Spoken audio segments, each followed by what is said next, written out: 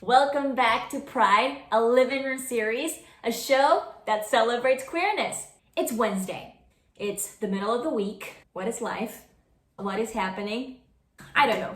But what I do know is that we have a brand new episode just for you. So please, without further ado, let's give a round of applause to Bruno Piña. Thank you. Hi. Can you please start us off by telling us a little bit about yourself? I've been living in LA for, I want to say maybe, like 6 years now. I moved out here in 2014 right after high school from Washington State. But before that, I lived in Mexico for like 9 years of my life. I'm an actor out here.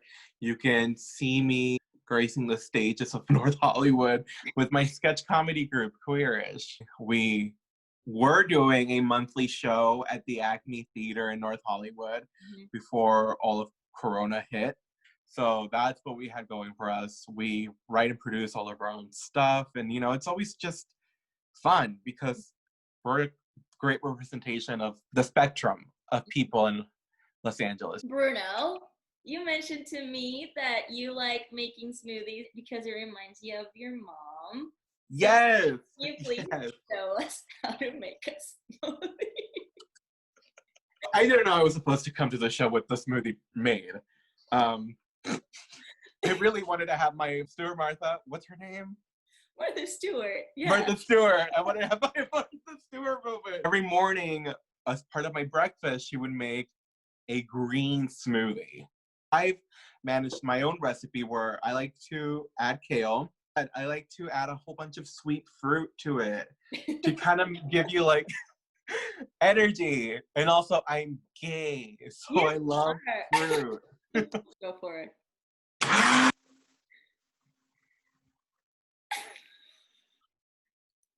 Final product looks a little brown. Wow. Because of the blueberries. Looks delicious. My mom, she helps me appreciate the femininity that I have in me. It's not something that I feel I have to repress around her.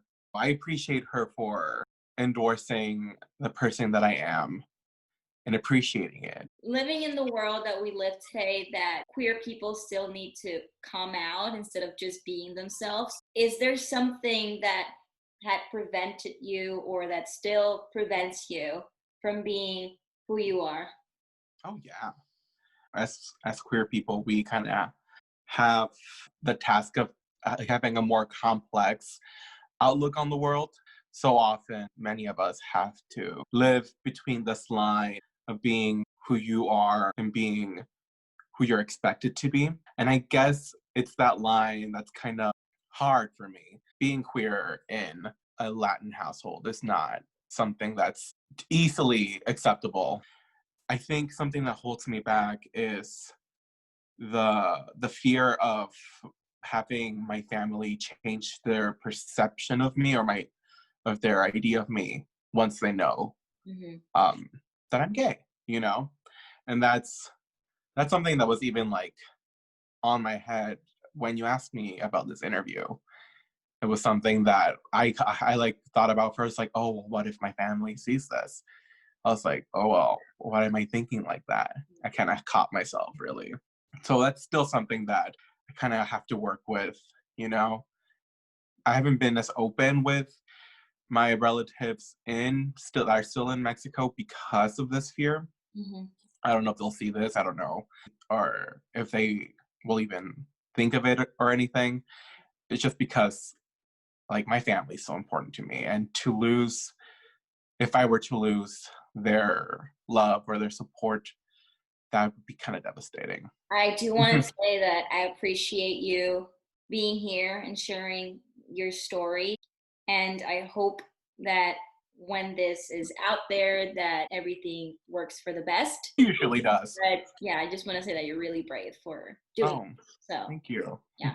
Okay, so knowing that, thinking about your whole process, going through this whole experience that we've had to live being a part of the queer community, is there something that a queer person taught you growing up where like you looked up to them, or something that you saw once that just stuck with you from a queer person, or even just someone in general that just made you think of yourself and this whole process that you've gone through? It's actually my voice teacher who taught me that I have a stronger voice than I do. I felt like I refrained my speaking voice, or I held back, like I was quieter. And I wanted somebody to teach me how not to do that. And he kind of just taught me that growing up as gay kids, we feel like we need to comply, and complying is not disrupting. And I guess I kind of internalized that and made that myself quieter so I wouldn't disrupt by my voice physically. Mm-hmm.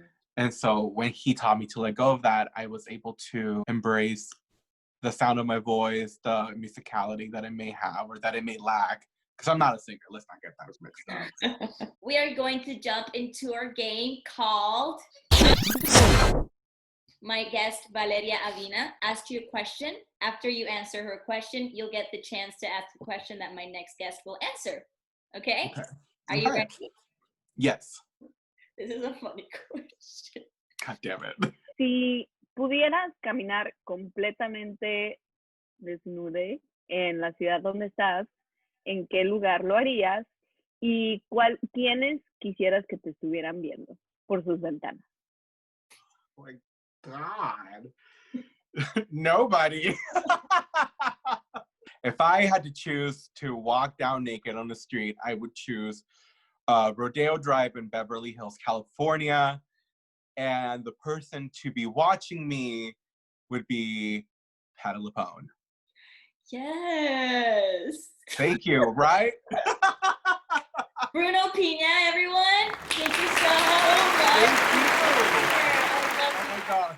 I loved having you here. Thank you so much for saying yes to this. Thank you so much for having me. It was such an honor to be part of this broadcast. And kudos to you for creating a show amidst of this pandemic. Yes, cheers. And that was Pride, a living room series. Thanks for watching.